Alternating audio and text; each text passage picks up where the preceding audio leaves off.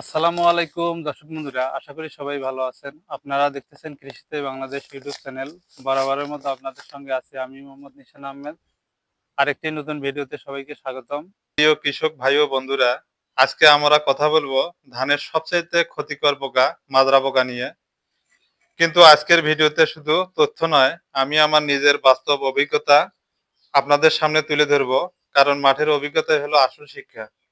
বাংলাদেশের ধানে প্রধানত দেখা যায় ইলো স্টেম্বর, স্টিপেট স্টেম্বর। এই পোকা প্রথমে পাতায় ডিম দেয়, কিছুদিন পর ডিম ফুটে ছোট লার্ভা বের হয়। এই লার্ভা কাণ্ডের ভিতরে ঢুকে পড়ে। একবার কাণ্ডের ভেতর ঢুকে গেলে তখন স্প্রে করলেও পুরোপুরি কাজ করা কঠিন হয়ে যায়। তাই আমাদের লক্ষ্য কাণ্ডে ঢোকার আগে আমাদের দমন করতে হবে। মাজরা পোকা ধরার আগেই দমন করলে কি লাভ? ফলন কমে না, অতিরিক্ত স্প্রে লাগে না, খরচ কমবে, জমি থাকবে নিরাপদ। বন্ধুরা, রোগ বা পোকা ধরার পর চিকিৎসা করার চেয়ে আগে প্রতিরোধ করা অনেক ভালো। 90% কৃষকের বড় ভুল। বেশিরভাগ কৃষক অপেক্ষা করেন যখন ক্ষতি চোখে দেখা যায় তখন ঔষধ দেন, কিন্তু তখন অনেক দেরি হয়ে যায়।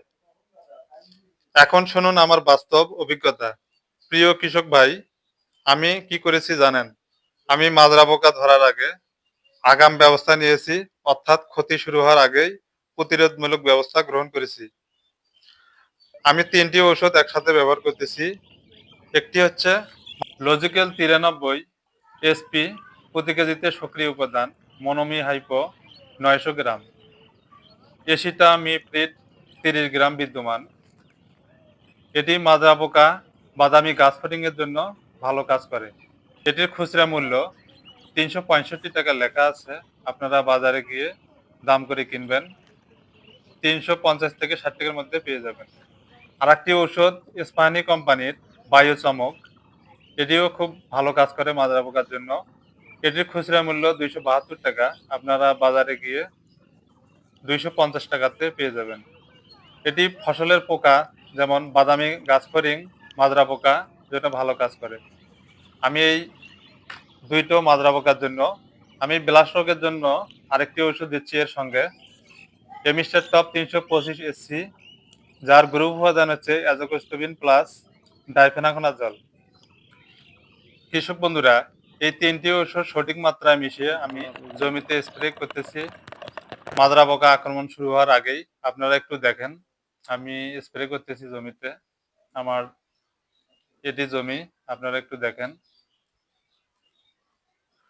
ফলাফল কি হয়েছে জানেন? আমার জমিতে মাজরা পোকা ধরতে পারেনি, গাছ সুস্থ ছিল, কুশি শক্ত ছিল, কোনো ডেড হার্ট দেখা যায়নি। পাশের জমির একটি চিত্র দেখেন, আমার পাশে আর একটি জমিতে আগাম স্প্রে করা হয়নি, তারা অপেক্ষা হয়েছে লক্ষণ দেখার জন্য। ফলাফল ডেড হার্ট দেখা গেছে, কাণ্ড কেটে ফেলেছে, ভেতরে লার্ভা। পরে স্প্রে করেও পুরোপুরি নিয়ন্ত্রণ হয়নি।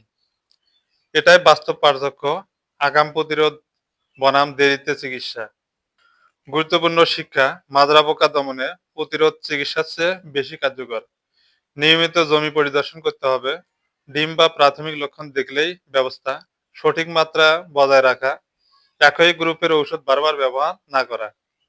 সতর্কতা, কোনো ঔষধ ব্যবহারের আগে অবশ্যই লেবেল পড়বেন, সঠিক মাত্রা অনুসরণ করবেন, জমিতে পর্যাপ্ত পানি রাখবেন, যদি প্রয়োজন হয় ব্যক্তিগত সুরক্ষা সামগ্রী ব্যবহার করবেন। অতিরিক্ত ভুল মাত্রা ব্যবহার করলে গাছ ও পরিবেশ দুটোই ক্ষতি হতে পারে। ফলনের পার্থক্য, আমি যেহেতু আগাম ব্যবস্থা নিয়েছি, গাছ শক্ত, কুশি ভালো হয়েছে, শীষ ভরাট হয়েছে। কৃষক বন্ধুরা, আমার জমিটি আপনারা দেখেন, এই জমিটিতে কোনো মাজরা পোকা আক্রমণ করতে পারেনি, একদম সুস্থ জমিটি রয়েছে।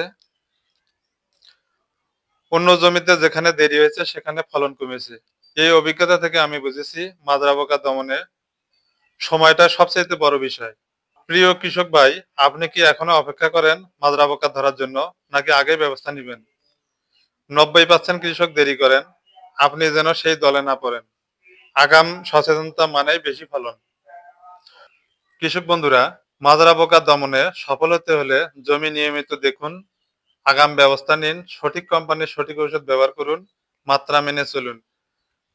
আমি যেমন আগাম স্প্রে করে জমি বাঁচাতে পেরেছি, আপনিও পাবেন ইনশাআল্লাহ।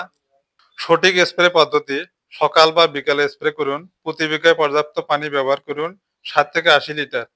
স্প্রে করার সময় নল কাণ্ডের দিকে রাখুন, জমিতে হালকা পানি রাখুন। যদি আমরা অপেক্ষা করি, দেরি করলে ক্ষতি হয়। যদি আমরা অপেক্ষা করি, পোকা কাণ্ডের ভেতর ঢুকে যাবে, মাঝের পাতা শুকাবে, ডেট হার্ড, শীষ সাদা হবে, হোয়াইট ডেট, ফলন ২০ থেকে ৩০% কমে যাবে।